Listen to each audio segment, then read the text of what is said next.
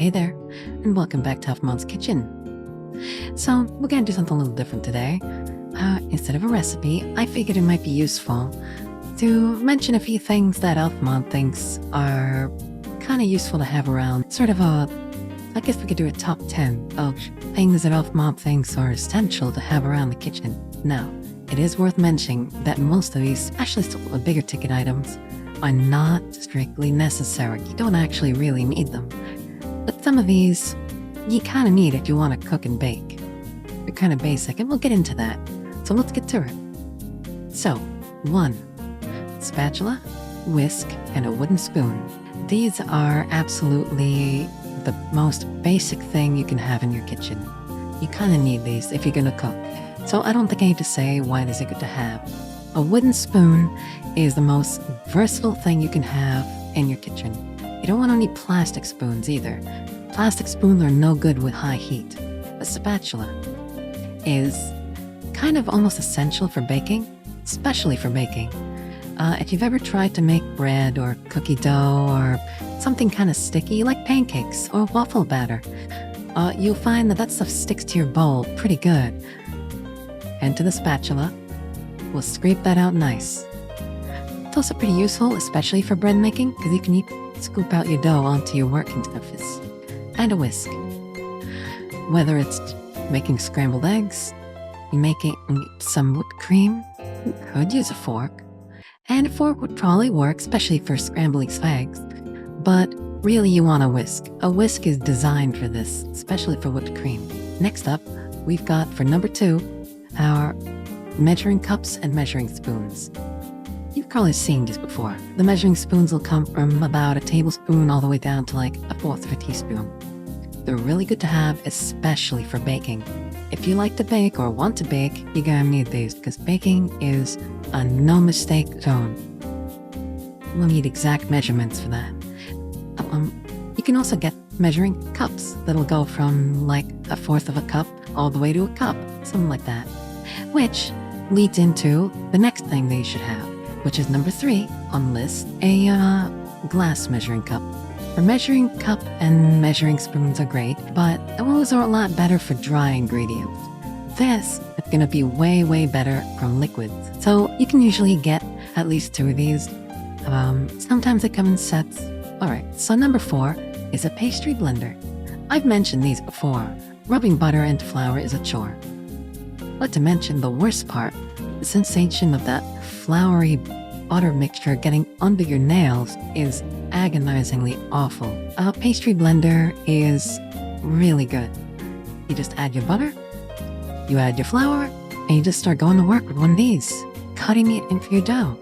It'll make quick work of that with one of these bad boys. So number 5 is a grater. Specifically, you're gonna want a box grater, because a box grater is gonna have different, grating holes on either side. You're gonna use it a lot more than you think you will. On one side, you can use it to zest the lemon, and on the other side, you can use it to grate some cheese.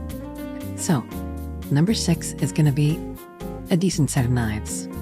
A decent set of knives will go a long way.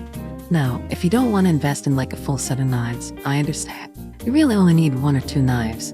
You can get yourself a larger knife and a smaller, like a paring knife that you can use for things like fruit, cheese, that sort of thing.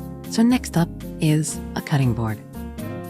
These will go with your knives because you don't want to start cutting up on your kitchen table or on your countertop. So these will be your little work surface. You just chop up some onions, some veggies, and then just whoosh, slide them in your pot. At the same time, you don't want just one of these. You might want to look into a larger sort of work surface kind of thing. And it'll be really handy for kneading things out if you don't want to ruin your kitchen, table. Which brings us to number 8 on our list. Rolling pin. If you're interested in making cookies or biscuits, anything that you're going to need some evenness on, you're going to want a rolling pin. While we're at it, you better follow ElfMom, or she might use a rolling pin on you. Now, electric hand mixer. Now, I mentioned before, making whipped cream by hand. You can do it. It'll take a long time and you'll need quite a bit of elbow grease, but a hand mixer will make quick work of it. We can get these fairly inexpensively, and because you're not going to use them too often, they'll pretty much last you forever. So, I've mentioned these before. A Dutch oven. You can use this to make bread. You can also use it as a pot, and that's the part I like the best. You can use it for cooking and baking, which is great, on the stove or in the oven, but they're really handy to have. And if you take good care of them, they should last you a long time. And finally, for number 10, the big boy himself, a stand mixer. I've always said, you don't need a stand mixer to make things like bread or doughs.